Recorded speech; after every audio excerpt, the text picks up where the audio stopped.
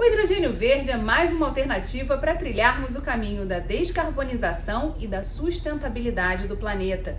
É uma fonte de energia limpa e que pode ser usada como combustível para diferentes tipos de transportes na geração de energia, dentre outros exemplos. No estado do Rio, algumas iniciativas já estão sendo desenvolvidas para a produção do hidrogênio verde, tema do Rio em Foco de hoje.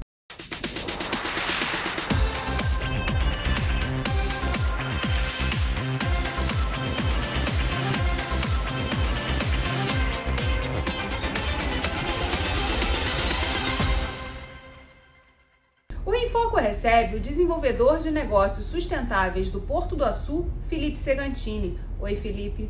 Oi, Geiz, tudo bem? Boa tarde. Explica para a gente, Felipe, o que é essa tecnologia do hidrogênio verde e o que vocês estão planejando aí para o Porto do Açu.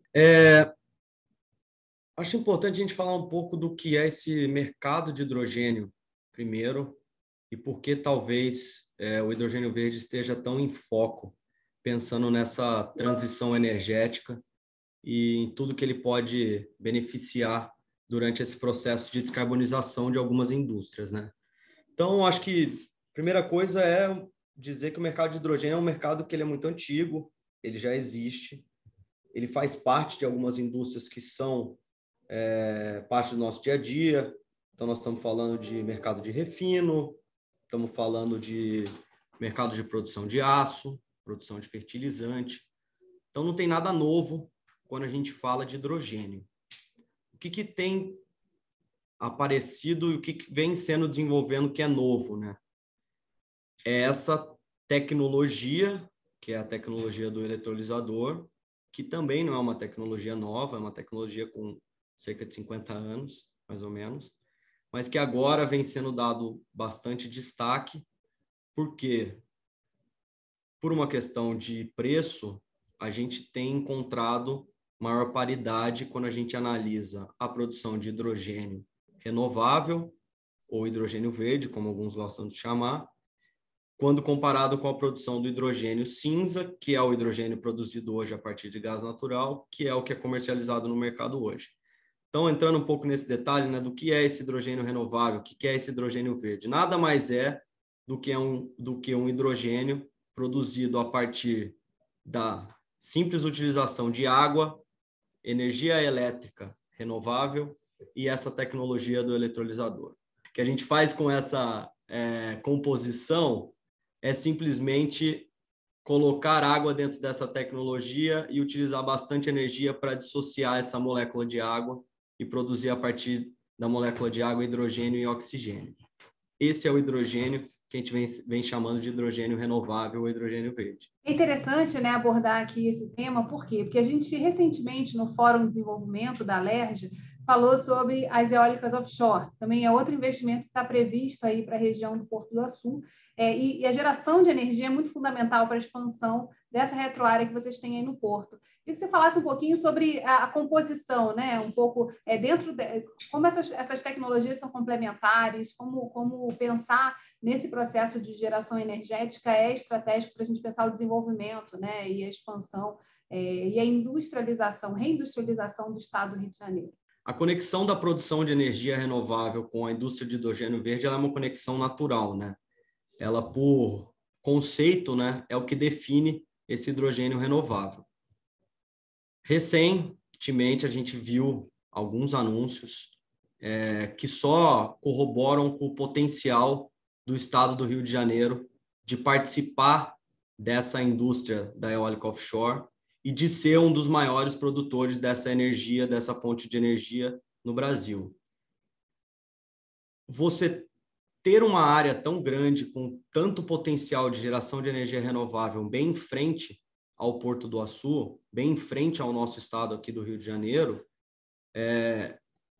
te possibilita realmente acreditar nesse desenvolvimento industrial, porque muitas coisas precisam vir pensando em desenvolvimento industrial para, de fato, tirar essa energia eólica offshore, essa indústria de hidrogênio verde do papel.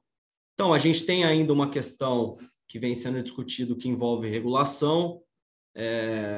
Essas duas indústrias são indústrias que ainda não existem no Brasil e não existem, no caso do hidrogênio verde, no mundo, em escala industrial. Então, existe uma questão de confirmação tecnológica para o hidrogênio verde, existe uma questão de atração dessa indústria de produção de equipamentos para a instalação das plantas de produção de energia eólica offshore para o Brasil. Então, assim, quando a gente fala de geração de energia, a gente só não está falando só de geração de energia. A gente está falando de geração de indústria, geração de emprego, de fato, transferência tecnológica, de geração de capacidade intelectual na região, porque você precisa desse desenvolvimento também, quando a gente pensa em educação, para poder suprir toda essa demanda de mercado que vai surgir. Então, assim, o Rio de Janeiro tem um potencial incrível quando a gente olha para essas duas indústrias, porque essas duas indústrias têm um potencial incrível de gerar novas oportunidades industriais para o Estado. Você falou da questão dos preços, né? Isso está começando a facilitar a expansão e a produção de hidrogênio verde aqui em território fluminense. Mas, no contexto mundial, qual é a participação do hidrogênio verde na matriz energética e por que é tão estratégico também o Rio estar nesse espaço, né? Aproveitar essa janela aí de oportunidade para poder investir nessa matriz? O hidrogênio verde ele ainda não participa dessa matriz energética mundial, pelo simples fato dele ainda não ter sido consolidado como uma indústria com escala de participação. Quem participa hoje é o hidrogênio. Mas por que a gente acredita muito no hidrogênio verde participando dessas matrizes energéticas do mundo? Por que a gente viu tantos países, principalmente países europeus, se declarando como sendo possíveis mercados consumidores de hidrogênio no futuro e acreditando no Brasil como um dos principais produtores de hidrogênio verde nos próximos 20, 30 anos? Bom, Brasil, estado do Rio de Janeiro, principalmente o Porto do Açu, tem muita área disponível para desenvolvimento, tanto de projetos de geração de energia como da indústria de hidrogênio verde. A geração de energia ela é muito importante nesse processo, porque ela representa um percentual muito grande do que é o custo de hidrogênio. Então, quanto mais a gente tem potencial de gerar novas fontes de energia renovável, mais a gente tem a capacidade de produzir uma energia barata e automaticamente aumenta muito a nossa capacidade de produzir um hidrogênio verde barato e de fato, participar desse mercado mundial. Acho que a representatividade do Brasil no futuro vai ser basicamente apoiada nesses dois fatores. A gente vai ter uma produção de energia muito barata, a gente vai ter uma indústria de hidrogênio verde produzindo uma molécula de hidrogênio muito barato, e aí a gente tem exemplos, como é o caso do Porto do Açu, um porto com infraestrutura de classe mundial, com capacidade de operar os maiores navios que existem no mundo, capaz de exportar toda essa produção e de conectar o estado do Rio de Janeiro a esse mercado consumidor que já vem se declarando que vai ser provavelmente o mercado europeu e o mercado asiático. E quais são os desafios hoje? Eu vejo aí uma oportunidade, uma necessidade de divulgação também, né? Dessas oportunidades para quem ainda não conhece a tecnologia e nem o potencial que ela tem de expansão. Então, como é que vocês têm trabalhado também essa agenda de apresentação, né? Desse investimento e do que vocês estão pensando estrategicamente para o desenvolvimento disso? Esse mercado ele tem alguns desafios importantes, né? Acho que o primeiro desafio é, de fato, a consolidação do hidrogênio verde como sendo essa molécula de transição energética, esse novo combustível do futuro. Então, e aí a gente participa muito de fóruns de discussão internacional que vem cada vez mais discutindo o potencial do hidrogênio para ser esse novo combustível. A gente tem um desafio que é a questão de regulação e de certificação, porque quando a gente fala de hidrogênio verde, a gente está falando de energia renovável. O Brasil ele tem uma vantagem comparada ao mundo para produzir esse produto, que é o fato da gente ter um grid todo conectado. Nós temos uma matriz elétrica hoje que é 84% renovável, então isso também nos dá uma vantagem competitiva muito grande. Mas aí a gente tem o desafio de como que você garante para o seu consumidor que a energia que você está comprando do grid é 100% renovável, quando ele sabe que a gente é 84%. Então, a gente tem um desafio aí de convencimento e de certificação para dar essa garantia também para o mercado consumidor. E aí tem um desafio importante e que a gente está diretamente ligado a ele, que é a questão da logística. Hoje, a logística de hidrogênio verde, se ela fosse acontecer hoje, ela não aconteceria na forma de hidrogênio.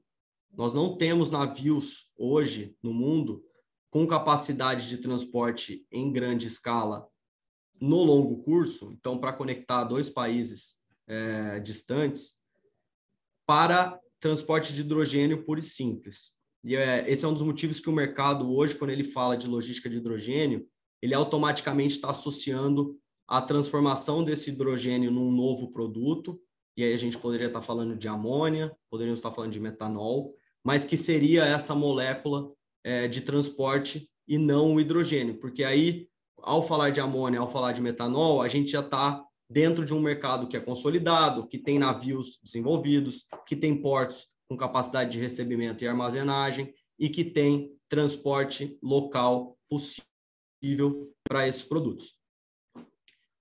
E um outro desafio, com certeza, é a questão da legislação, da regulação. Por ser uma indústria nova, muita coisa ainda precisa ser desenvolvida, muitas dúvidas ainda precisam ser tiradas. A gente não está falando de uma indústria que já existe em algum outro lugar do Brasil que a gente possa usar como exemplo na hora que a gente vai desenvolver um projeto.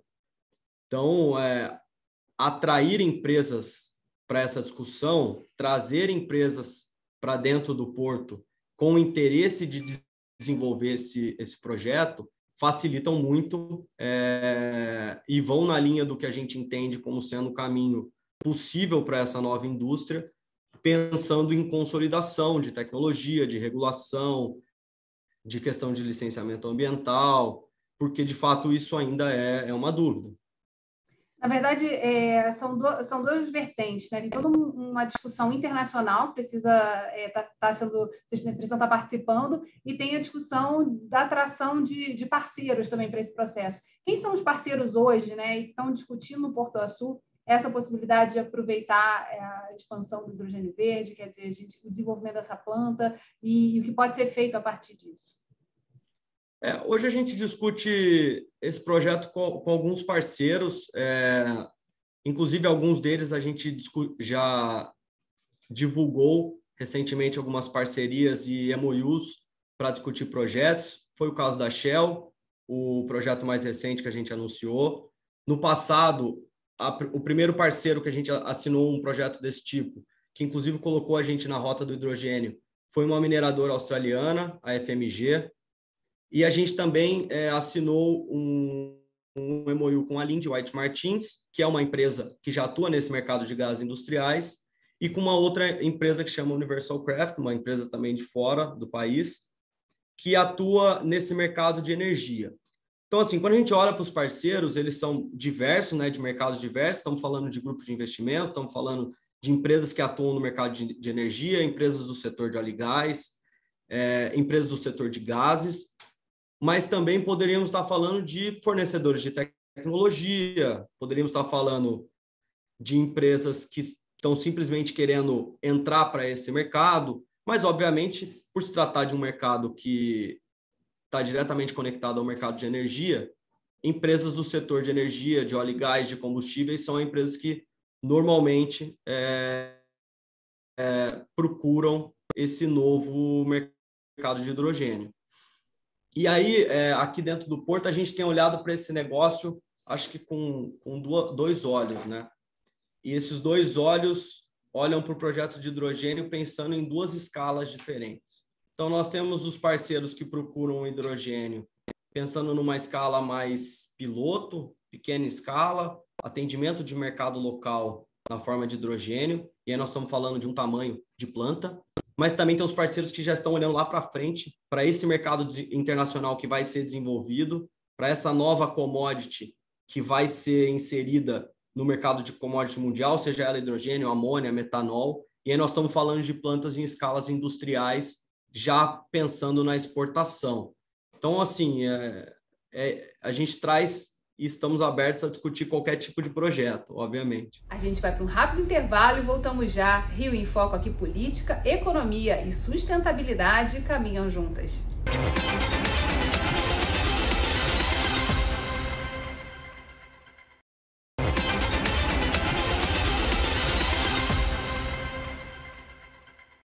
Dentre as regiões que se destacam no uso e no estímulo à produção do hidrogênio verde está a União Europeia, que se comprometeu a investir até 2030 430 milhões de dólares nessa matriz. Esse diálogo com essa agenda internacional de investimentos é muito fundamental para pensar, para atrair parceiros, como a gente falou no primeiro bloco, que vocês estão conversando, né? Queria que você falasse um pouquinho sobre isso, sobre essa agenda internacional. A gente começasse o bloco aí falando da oportunidade de como é que o mundo está vendo a possibilidade de investir no hidrogênio verde. Eu acho que o mundo acredita no Brasil e tem focado bastante as conversas com o Brasil, muito por conta do nosso potencial de produzirmos esse hidrogênio verde tão barato. Então, se hoje o mercado fala de um hidrogênio cinza que fica na casa aí dos seus $1,50 por quilo, e não se apeguem muito ao valor, porque isso mudou bastante com toda essa situação geopolítica, alteração dos preços de gás natural, que é o principal produto que você utiliza para produzir hidrogênio cinza. Mas, antes de todo esse contexto, a gente estava falando de um preço de hidrogênio cinza que estava na casa de $1,50, $2, e que o hidrogênio verde só seria viável quando ele atingisse esse patamar, pensando numa paridade, né? E aí, com todas essas divulgações de investimentos, de interesses dos países europeus em inicialmente aportarem dinheiro para cobrir, inclusive, essa diferença de preço, como é o caso da Alemanha, que publicou um fundo de investimento internacional para cobrir esse gap, inicialmente para atender suas indústrias. Tem outros países da Europa que também têm metas bem agressivas de redução e de descarbonização até 2030, outras um pouco mais alongadas até 2050, mas nesse mesmo contexto, no final do dia, o que eles querem do Brasil é que a gente se desenvolva não só no que diz respeito à capacidade de produzir hidrogênio verde, mas também no que diz respeito à capacidade de produzir energia renovável. E aí, olhando lá para frente e acreditando nesse desenvolvimento, a expectativa é que a gente tenha condição, inclusive, de produzir um hidrogênio que fique abaixo dessa casa de $1,50. E eu acho que esse é um dos motivos que o mundo inteiro olha para a gente com bons olhos e que busca oportunidades no Brasil, nesse momento ainda de mercado em desenvolvimento, porque, no final das contas, a gente tem a condição e a capacidade de ser uma nova potência no que diz respeito a esse novo combustível. E a nossa conexão, né, a nossa interação com todos esses países, com câmaras de comércio, vai mais no sentido de entender sobre essas oportunidades, entender se empresas desses países teriam interesse em conhecer o nosso negócio, em conhecer todo esse potencial que a gente já conhece aqui do Porto do Açu e do estado do Rio de Janeiro, e, de fato, trazer todo esse investimento para dentro de casa. Porque, no final das contas, é isso. Eles querem a garantia e a certeza de que, de fato, existe todo esse potencial de desenvolvimento e a gente tem como provar isso por diversas formas. Não só por essa questão de infraestrutura que eu já comentei, mas também pela abundância que a gente tem de água, que é um componente importante dessa indústria, pela capacidade que a gente tem de conexão com a rede elétrica, infraestrutura bem desenvolvida. Então, assim, tem bastante coisa que a gente tenta mostrar, mas sempre com o objetivo de atrair esse desenvolvimento e trazer essas indústrias aqui para dentro do Porto do Açu. O acordo feito recentemente, já divulgado por vocês, a construção dessa planta piloto é uma possibilidade de criar uma plataforma de experimentação, né? De mostrar e demonstrar o que é possível fazer. Como é que está esse processo de organização, né? Para a construção dessa planta? Há alguma previsão de quando ela pode estar pronta, e o que vai ser feito aí nesse espaço de experimentação, nessa plataforma? O acordo que foi recém-anunciado com a Shell, ele é inovador desde a sua origem, né? Então, ele participa de uma nova fase, eu acho, do que vão ser os investimentos utilizando as obrigações de P&D. E a Shell, ela tem muito claro, né, que o que a gente quer desenvolver é, de fato, um laboratório. Então, nós vamos testar desde o mais básico do que é necessário para tirar essa indústria do papel ao mais complexo, que é a tecnologia. Então, nós vamos atrair e vamos desenvolver um ensino que vai ser necessário para atender toda a demanda de mão de obra que essa indústria vai gerar. A tecnologia vai ter que ser provada nas formas que ela existe hoje. A capacidade de conexão com a rede e a eficiência dessa conexão vai ter que ser provada. Existe a ideia de também testar a capacidade da eólica offshore, conectando isso a essa indústria. A Shell também anunciou um projeto de uma planta eólica offshore aqui na região. E aí, nós vamos testar o mercado, a aceitação desse produto também no mercado, né? Obviamente que por ser uma planta apoiada no P&D, ela é uma planta que tem restrições com relação a essa comercialização, porque não é o intuito, né? O intuito não é comercialização, não é uma planta que é para ser uma planta comercial, é um laboratório de desenvolvimento, mas que esse laboratório de desenvolvimento, no que eu digo quando vamos testar o mercado, a gente vai ter que testar fornecedores, vamos ter que testar a capacidade de toda a rede necessária para construir e para desenvolver essa indústria. E tem um desafio muito grande também de inserir a universidade nesse processo, né? De gerar inovação e também formar mão de obra que possa justamente gerar essas inovações, testar na prática o que é necessário. Como é que está essa articulação? Como é que é a articulação, na verdade, do Porto do Açu? Porque a gente imagina que existam outras plataformas aí para desenvolvimento de inovação. Como é que está esse diálogo com as universidades e o sistema de inovação de uma maneira geral? A nossa articulação no que diz respeito ao desenvolvimento da região, né, do estudo na região como um todo, vai mais, eu acho que na linha de apresentação de todas as oportunidades. Obviamente que a gente não tem muito poder de decisão dentro de nenhuma instituição de ensino. O que a gente pode fazer como empresa, como indústria, é de fato mostrar para onde o mercado está indo, quais são as oportunidades que a gente enxerga no futuro, quais são as principais demandas que a gente enxerga que o mercado vai gerar pensando em mão de obra, em desenvolvimento tecnológico, e deixar que as instituições por si só se entendam e se desenvolvam, obviamente utilizando as nossas informações e qualquer outra fonte de informação que eles tenham. Mas a gente tem interações diretas com as instituições de ensino da região.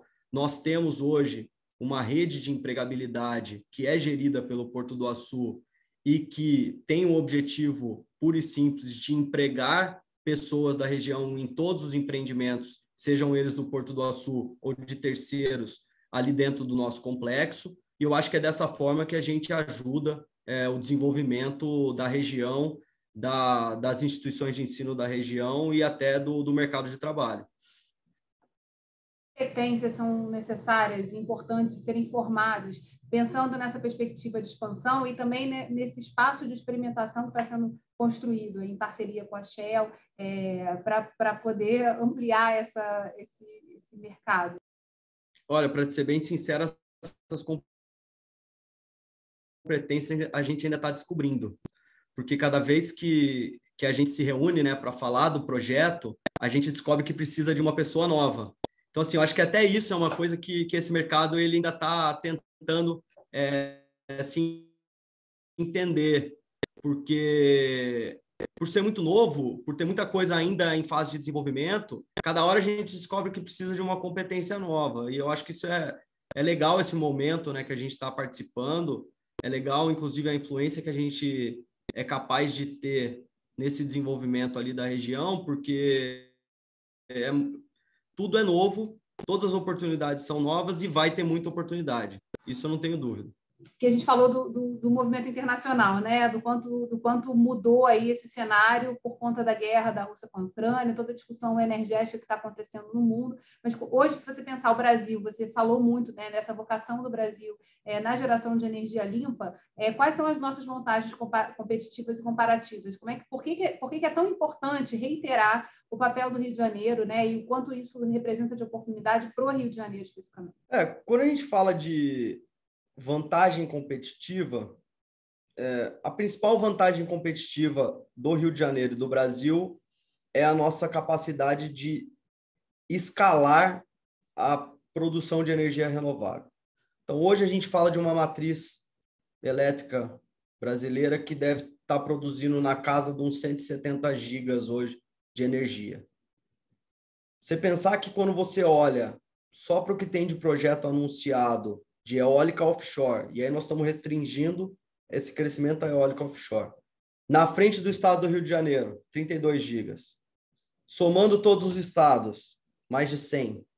Então, a gente está falando de praticamente dobrar a nossa capacidade de produção de energia renovável. Obviamente que tem muitos projetos que estão sobrepostos, que tem muita acomodação que precisa ser feita, mas, assim, esses números, eu acho que eles só indicam e só contribuem para a gente ter certeza da nossa capacidade de expansão da nossa matriz energética. Ao expandir a matriz energética, consequência direta que o mercado acredita é a redução do preço, né, da energia. E aí caímos de novo no que é mais importante hoje para você produzir um hidrogênio verde de baixo custo. E aí, voltando para o Rio de Janeiro, estamos na frente do que tudo indica ser o melhor ponto de produção de energia eólica offshore do Brasil. E o que determina isso, né? Basicamente, a qualidade do vento, a intensidade, a constância e a profundidade das regiões onde você estaria instalando essas plantas de geração. Todos esses pontos são positivos para a gente aqui para o estado. E aí, quando você fala de fator de capacidade, que é o resultado, né, dessas combinações, a gente tem um fator de capacidade que está acima da média mundial de locais que já produzem energia. Então, esses são os pontos que nos fazem acreditar e ter certeza de todo esse potencial. E além da energia eólica offshore, a gente também tem fatores de capacidade muito bons para a geração de energia solar, também bem pouco explorada aqui dentro do estado, e que a gente pode muito bem explorar com todas as áreas que a gente tem disponíveis em áreas com uma boa incidência solar. Não são as melhores do Brasil, mas são muito boas, com capacidade de produção e fatores de capacidade que estão dentro do que o mundo considera como fatores necessários para ter uma viabilidade de projeto. E que, na verdade, a gente recentemente fez um programa Rio em Foco sobre esse tema, né? Esse é o ano da energia solar, porque a gente tem aí uma janela de legislação que ainda garante alguns estímulos à energia que devem se encerrar no ano que vem. Então, é uma possibilidade aí também de pensar investimentos muito rápidos, né? Mas que tem um potencial aí grande para poder melhorar. Melhorar o fornecimento de energia numa região em que isso é muito estratégico. Também foi foco de debates aqui do Fórum de Desenvolvimento a questão da má qualidade da energia elétrica. Aí já são problemas muito mais de concessionária, etc. E tal, mas, assim, se a gente tem a produção próxima, né, toda essa capacidade, essa expansão prevista, tudo isso ajuda também a ter essa proximidade e um olhar, né, de expansão mais consolidado. A gente vai fazer um rápido intervalo e voltamos já. Rio em Foco aqui, política e economia caminham juntas.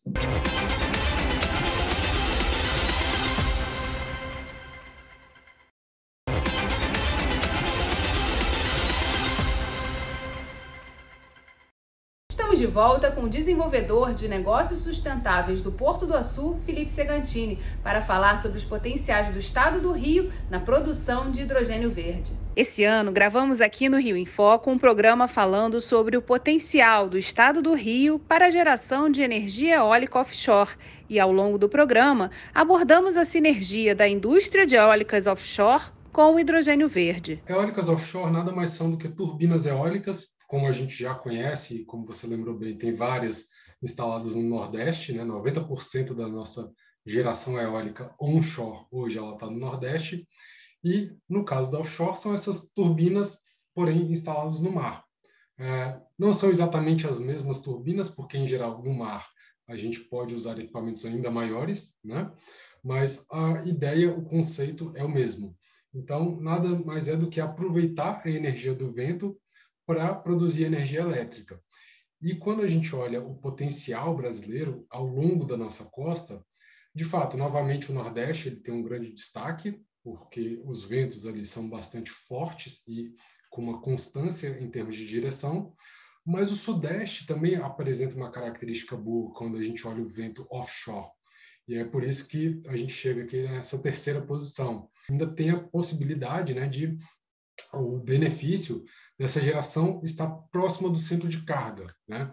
Então, a gente vai poder tirar proveito dessa geração a partir do momento em que essa fonte se mostre competitiva e aí gerar energia elétrica e conectar essas usinas, quantas quer que venham a ser instaladas, ao nosso sistema elétrico, aumentando ainda mais a diversidade de fontes da nossa matriz e aumentando também a segurança do suprimento a partir do momento que a gente passa a ter essa diversificação de fontes. Como o Gustavo destacou bem, né, a geração eólica offshore, particularmente no Rio de Janeiro, tem essa vantagem de estar próxima ao centro de consumo, né? Então, a gente, além de olhar o polo da geração da energia, ao olharmos o polo do consumo, né, da demanda, o fato dessa proximidade existir aqui no Rio de Janeiro permite com que você economize, por exemplo, na transmissão dessa energia, algo que é bastante relevante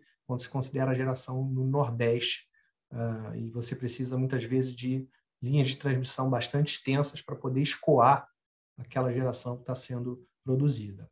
E uma outra maneira de conseguirmos incentivar esse tipo de projeto é, além de trabalhar no consumo para a geração, pensando aqui em consumidores de energia elétrica, é também para a indústria, tá? E o hidrogênio surge como um dos grandes expoentes no contexto da transição para uma economia de baixo carbono, justamente por ser uma produção bastante intensiva em energia, né? Então, um dos grandes custos para a produção do hidrogênio é exatamente a energia elétrica. Então, conseguir conectar a geração de energia eólica offshore com a produção de hidrogênio verde, exatamente por conta, pelo fato de ser uma energia renovável, tem se mostrado bastante interessante e promissor.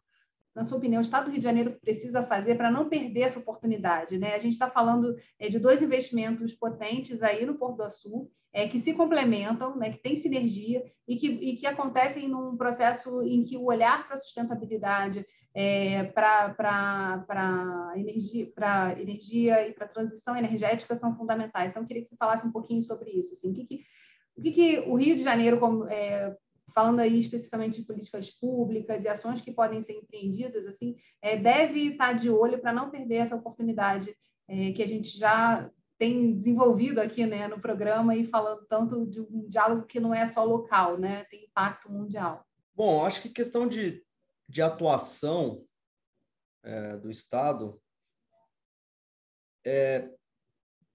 eu acredito que a gente tem a condição de ser, inclusive, protagonista em toda essa discussão. Por estarmos em um momento que tanto, acho que principalmente para a indústria da eólica offshore, a gente está no momento de discussão de uma regulação, de desenvolvimento dessa regulação e conhecendo todo o nosso ambiente de geração de negócio, eu acho que o Estado ele tem condição de ser protagonista e de influenciar positivamente em todo o desenvolvimento desse decreto, por ter experiência experiências muito positivas no mercado de óleo e gás. Eu, particularmente, não acredito que a forma de você selecionar e dividir as áreas para geração de energia eólica offshore vai fugir muito dos modelos que a gente já teve de seleção e divisão de áreas para exploração do mercado de óleo e gás. E a gente tem um histórico muito positivo de como fazer isso, a gente tem conexões muito boas com os órgãos reguladores responsáveis por todo esse processo, e eu acho que a gente tem condição, por experiência, de influenciar positivamente no desenvolvimento dessa regulação. É um processo que vai andar em conjunto, né? Quer dizer, por toda essa sinergia que já existe, não tem como separar uma coisa da outra. Vai precisar sempre ser considerado esses dois pontos, né? A sinergia entre essas duas matrizes, na verdade, essa sinergia entre a eólica offshore e o hidrogênio verde. Não tem como dissociar muito, porque se a gente quer acreditar no nosso potencial de produzir esse hidrogênio de baixo custo, é a eólica offshore e toda essa geração de energia eólica offshore que vai garantir isso no futuro. Porque, ok, nós temos um potencial de gerar energia solar? Temos. Quando você compara isso com o potencial de energia eólica offshore, é muito pequeno. Não vai ser essa energia solar que vai derrubar tanto assim o nosso preço de energia para a gente conseguir produzir um hidrogênio extremamente competitivo. Então, assim, se apoiar nessa indústria e acreditar nela como sendo esse vetor de virada de chave de preço no futuro, faz muito sentido. E eu acho que não só pela questão da nossa capacidade de produção de energia com base no que já foi anunciado de projeto, mas até pela nossa experiência com o mercado de óleo e gás e apoio para todo esse desenvolvimento, que é muito maior do que os outros estados do país. A gente tem muito mais condição de tirar esses projetos do papel do que qualquer outro estado, devido toda a experiência e participação de empresas aqui dentro do nosso estado que estão envolvidas nesse desenvolvimento. E devido também a toda a necessidade que as empresas têm, né, de investir em planejamento, em pesquisa e desenvolvimento. Então, também agregar essas novas fronteiras, né, tecnológicas e sustentáveis nessa pesquisa e desenvolvimento é importante. Então, há aí também a possibilidade de direcionamento de investimentos para poder expandir isso, né? E, de fato, a gente conseguir fazer uma transição energética que possa garantir assim, o futuro do Estado, né? Apesar de a gente ter aí nossa economia muito calcada no óleo e gás ainda. E vai ficar por muito tempo, né? As duas indústrias, sem dúvida, vão andar em paralelo por um bom tempo. E faz sentido, nós estamos falando, de fato, em transição. A gente não está falando de desliga uma empresa, uma indústria e começa a outra. Essa transição ela é natural. Até porque, quando a gente pensa em tudo que é abastecido pela indústria de óleo e gás, em todos os equipamentos, automóveis, não vai ser da noite para o dia que a gente vai conseguir transformar tudo isso em equipamentos e produtos que consumam esse novo combustível. Então, sim, por um bom tempo a gente ainda vai conviver com essas duas indústrias e eu acho que a gente vai ter condição de ver essa transição acontecer e a diminuição e o aumento de uma gradativamente ocorrer ao longo do tempo. Estados no Brasil já estão investindo e olhando também esse mercado do hidrogênio verde? Hoje a gente tem, quando a gente compara principalmente o Porto do Açu com outros portos do Brasil, nós temos alguns portos que estão mais atuantes nesse mercado. A grande maioria deles no Nordeste, e aí eu acho que é por uma questão que está muito ligado também à questão da geração de energia renovável. Mas, quando a gente olha para esses projetos, pela quantidade de projetos que foram anunciados e para o que de fato está sendo desenvolvido, eu acho que nós estamos largando na frente. Porque apesar de tudo que foi publicado, pouca coisa está saindo do papel. Muito porque eu acho que o mercado está esperando essa consolidação, está esperando definições tecnológicas, mas muito porque ainda existe uma dificuldade de fato, entender como que essa indústria vai ser desenvolvida nesses outros estados, e também em conseguir acreditar na capacidade de fornecimento de água e de energia para todos esses projetos. Porque uma coisa é você ter capacidade de produzir a energia, outra coisa é você ter infraestrutura disponível para conectar essa produção com o consumo. E aí eu acho que é um outro ponto que a gente está bem posicionado, porque as infraestruturas de conexão do nosso estado e do Sudeste são muito mais bem desenvolvidas do que a do Nordeste. O mercado consumidor é garantido, né? O nosso mercado consumidor é garantido.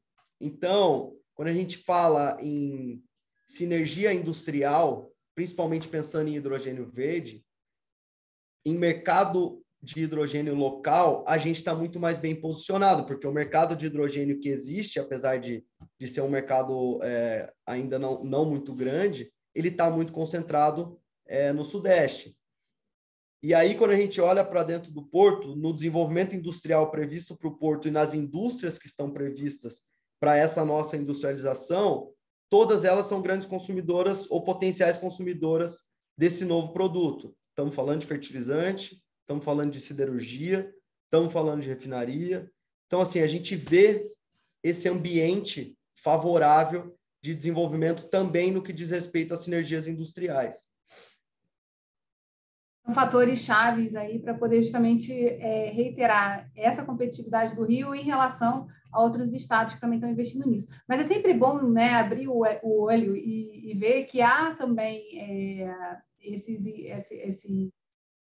funcionamento em outros estados. Gerar uma competição interna eu acho importante, porque às vezes a gente também pensa muito assim, o Rio é pioneiro de tanta coisa que a gente esquece que a gente tem outros espaços e o Brasil é enorme, né, em termos de potenciais oportunidades. Então, é importante a gente mapear aí quem são os nossos, quem são os estados que já estão de olho também nessa tecnologia. Esse diálogo acontece também, assim, quer dizer, de estar olhando esse radar, o que está acontecendo nos outros estados, o que já está avançando das políticas, como que os estados também estão absorvendo isso, eventualmente criando políticas de estímulo a essas tecnologias. Como é que vocês fazem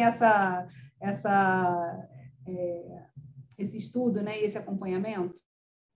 A gente tem uma troca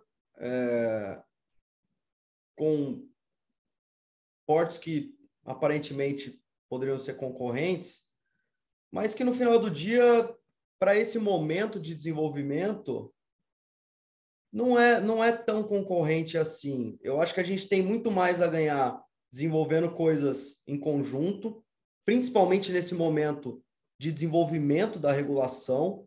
Eu acho que a união dos estados para, de fato, tirar essa regulação do papel para a eólica offshore, para acelerar esse processo, porque ele precisa ser acelerado, porque a gente está vendo a demanda que o mundo está gerando para esse produto, e hoje a gente não teria condições de atender. Então, a união nesse sentido, eu acho que ela faz muito sentido. Para o mercado de hidrogênio, eu sinceramente não acho que vai existir concorrência no Brasil, porque vai ter demanda suficiente para o que a gente vai ter de capacidade de produção. Eu acho que vai ser muito mais uma limitação de disponibilidade, inicialmente de disponibilidade de tecnologia para você tirar as plantas do chão, do que, de fato, de concorrência direta entre um produto ou outro. Tem uma coisa que é importante do Brasil e que coloca a gente numa posição de competição direta com o mundo, que é o fato da gente ter um sistema interligado nacional. Então, isso me possibilita produzir energia nas principais locais do Brasil e conectar com outros e conseguir utilizar essa energia caso você tenha uma deficiência na sua região. Então, assim, eu acho que isso torna ainda mais importante essa relação entre os estados, porque a gente tem variedades durante o ano de capacidade de produção por estado, e um estado literalmente cobre a deficiência de geração do outro, e tem uma questão de troca de negócio mesmo, de experiência, de atração de clientes que, às vezes, o próprio cliente quer desenvolver 2 plantas em 2 lugares diferentes. E não tem nenhum problema quanto a isso. E, nesse caso, a gente tem muito a ganhar por se unir como país na hora de trazer, principalmente, um investidor estrangeiro. Certamente, né? Não é um mercado local, é algo que a gente está falando, está ligado com o mundo, então, nessa atratividade, precisa ter também um bloco que pense e oriente as políticas da melhor forma possível. Mas esse diálogo, né, entre os estados, com o governo federal, e o que precisa ser feito nesse processo para que o caminho esteja aberto para essas tecnologias é fundamental, né? E, sem dúvida, é a partir de uma vontade e uma participação das empresas reunidas para demandar isso, né, do poder público. A gente vai para um rápido intervalo e voltamos já. Rio em Foco aqui, política, economia e sustentabilidade caminham juntas.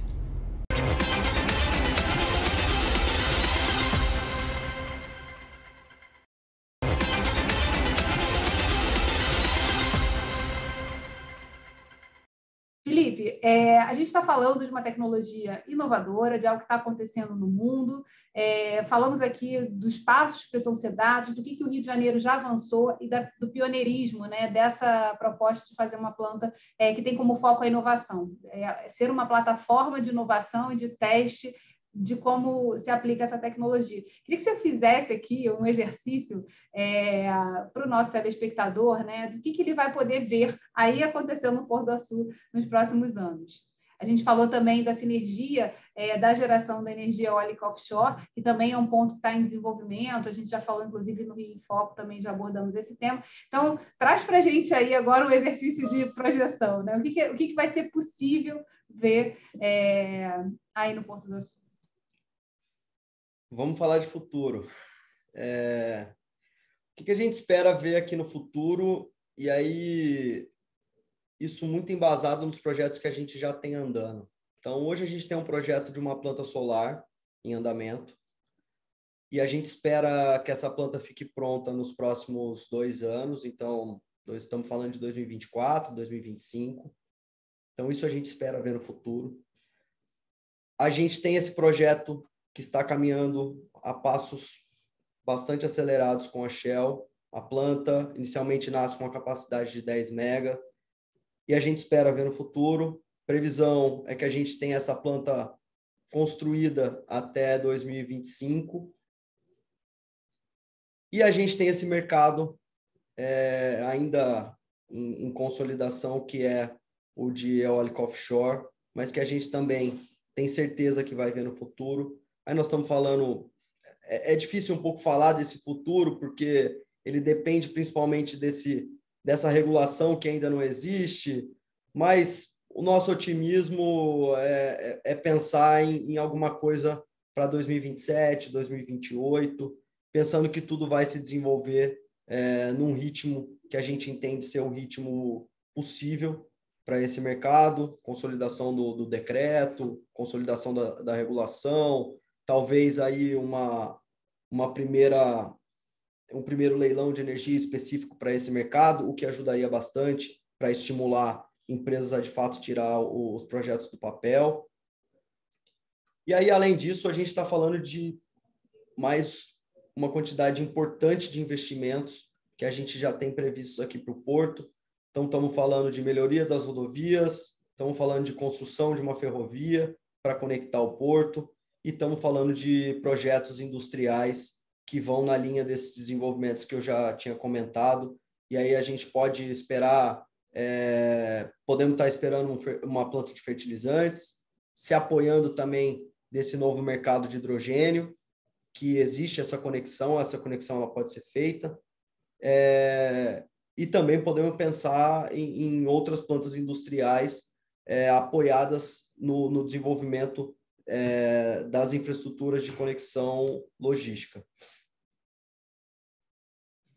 Tudo isso, a gente falou já nesse programa sobre a questão da capacitação, tudo isso demanda também uma mão de obra altamente especializada, né, que vai ser formada nesse bojo. Por isso que é tão importante a gente falar o que a gente vai ver daqui a alguns anos, para pensar também no que precisa ser trabalhado em termos de formação dessas competências, né, dessa união com as universidades, do pensar estrategicamente quem a gente pode atrair também para poder fazer esse desenvolvimento e responder às demandas que vão acontecer aí no Porto do Açu.